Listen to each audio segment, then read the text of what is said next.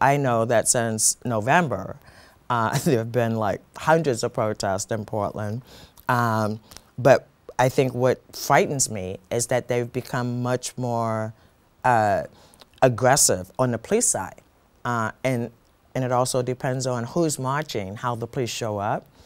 I've certainly observed of late that there has been a tendency, especially of Portland police, to protect white nationalists and white supremacists who are marching, making sure that their rights are protected at the expense of, quite frankly, everybody else. I saw that play out on 82nd Avenue when Jeremy Christensen and his group showed up. Jeremy showed up with a baseball bat. The police actually let him go. I actually asked him for his bat. He gave it to him. They marched. The police escorted them down 82nd Avenue, and TriMet gave them free transportation out of my neighborhood so they could be safe, right?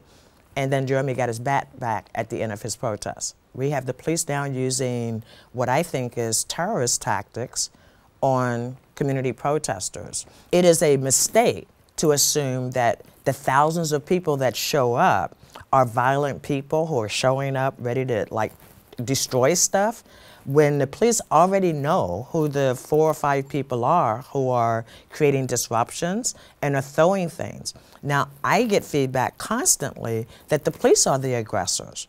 I certainly know when police show up in black war gear from head to toe, and they show up on flatbed trucks, and they show up with huge weapons. I mean, their canisters are this huge for tear gas nowadays, right? When the police show up with those kind of weapons, they want to use them, right? And so the first person that doesn't do what they say is permission for them to get much more aggressive. I mean, the fact that women and children have been harmed in these corrals that the police have pulled together because 3 or 4 people they say did something, but people in the marches say, well, that wasn't true. The police were the aggressors. As a black woman, I can tell you that I've never been fearful living in any community, walking the streets any time of the day and night, but I am fearful of living in Portland right now because again, white nationalists are being protected by police, not grassroots community advocates.